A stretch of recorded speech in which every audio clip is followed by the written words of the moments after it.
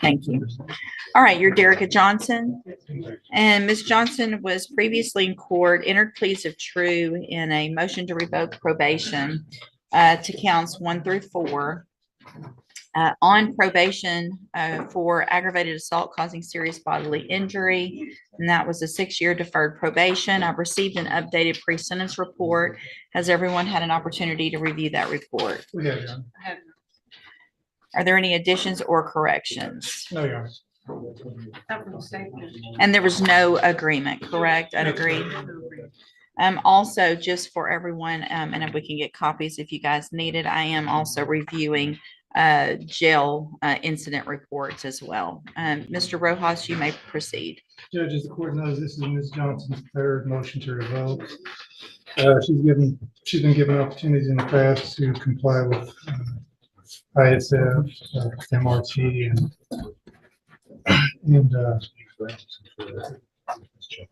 some mental health counseling. She hasn't taken advantage of all those opportunities. She has some CPS cases going on. She's kind of doing double load casework. She's got some CPS cases in Harris County. She's taking some classes through there, and that had been her focus up to now. She's trying to get her kids back. I've discussed this current motion with her. She understands that the options the court has this morning are to revoke probation, send her to prison, or to try one more time and get her some help through either ISF or safety. In discussions with Ms. Johnson this morning, she would, I think the option that she would rather do is to ask the court for some mercy and give her the lowest amount of time in prison possible. We would request something in the neighborhood of 2 to 4 years. She, at this point, doesn't feel that she needs a drug treatment, and the ISF program is this thing that, well, she was removed last time because she's pregnant. She's not pregnant right now, so I think this would be the perfect time for her to go to ISF and get that help. But she tells me that she doesn't want it. She would just rather go to prison and get this case over with. Ms. Malfino? Judge, I concur with Ms. Lopez's updated PSI. It's very thorough and goes through every opportunity this individual has been given by the court. It's a shame she doesn't want the help. Really could help her. I mean, if she was using last time while she was pregnant, she's obviously somebody who has an issue that needs to be addressed. But she doesn't want the help, and she shouldn't take up someone else who wants the help spot. And so I think revocation is appropriate with something in at least in the mid-range. Let me look real quick. I got let me see what this. Looks like she had one prior MTRP and was given 120 days sanction at that time in 2023. I mean, the facts of the underlying case, I think she threw a bottle at a girl and waved a knife at another. We pled and dismissed from originally. I think nobody was injured, judges, just threats basically. Well, she threw the bottle attempting to hit someone else, but it hit someone, but it hit someone else in the head. Well, there's no accidentally. You meant to hit somebody with it. You just hit the wrong person. Right? No. No, because Ms. Johnson, you have been coming here now way too long and been given every single opportunity to stop talking over me. Because right now, what you're looking at that I can do is give you between 2 and 20 years in prison. And the more you talk over me and are disrespectful, the higher number that's going to get. Do you understand? You have been, I'm not even sure how many times now that you've been in here pregnant, using drugs while you're pregnant, while we're trying to get you help. You have 5 kids that you have no custody of. It's the jail incident reports are ridiculous. And then you want to come in and say, I just want to get this over with. Give me a couple years in prison, which you probably have credit for, which is absolutely not what I'm going to do.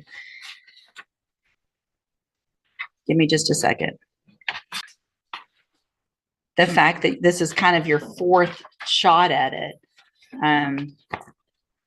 makes me wonder what I was thinking the prior 3 times. And really, All right, Ms. Johnson, at this time, I'm going to find that you entered your pleas of true to counts 1 through 4 freely and voluntarily. Find those counts true, find sufficient evidence to find you guilty, and at this time, find you guilty of aggravated assault.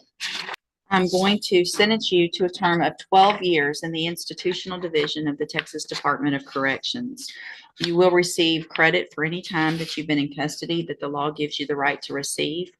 Am making an affirmative finding of a deadly weapon in your case. I'm handing you the trial court certification that shows this was not an agreement. You do have some rights to appeal. You can talk to Mr. Rojas about that. I'm also handing you the trial court certification, the written admonishment regarding your ineligibility to possess a firearm or ammunition. Because of the judgment entered against you, you're ineligible under Texas law to possess a firearm or ammunition. Possession of a firearm or ammunition could lead to charges against you. Firearm is a legal term, and you should read the written admonishment I provide you to see what devices qualify as a firearm. If you have questions about the laws that make you ineligible to possess a firearm or ammunition, or about how long that lasts, you can talk to Mr. Rojas. Good luck to you. You can go back with the bailiff. Ms. Holmes, you may proceed. Thank you, Your Honor. As the court can see, Mr.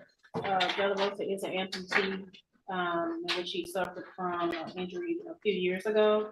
Your Honor, we're requesting if the court would consider probation. I believe that Mr. De La Rosa would benefit from being on a mental health caseload as well. He does suffer from some mental issues that I feel that would be beneficial if he could receive care through either MHMR or Spindletop. He understands that he does have prior convictions, so as a convicted felon, he cannot possess a firearm.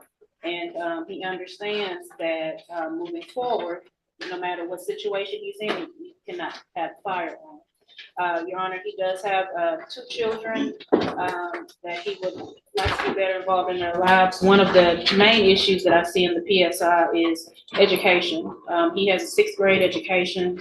I think it would also benefit if he would be allowed and participate in the GED program through the probation department as well, to help him to develop some skills so that he can make better decisions and get his high school, at least minimum high school equivalency. There is much history in regards to substance.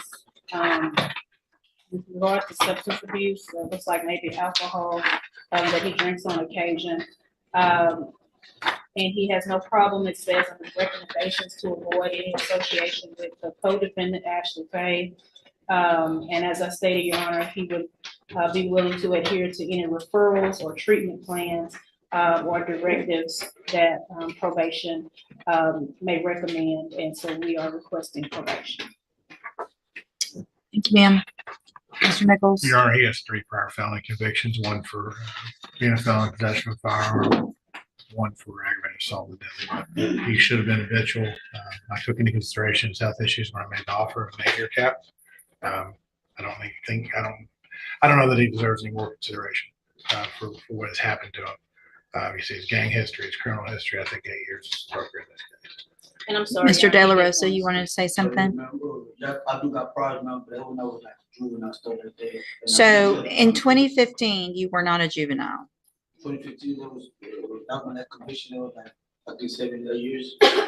That was your conviction for unlawful possession of a firearm by a felon. And you got a 2-year sentence.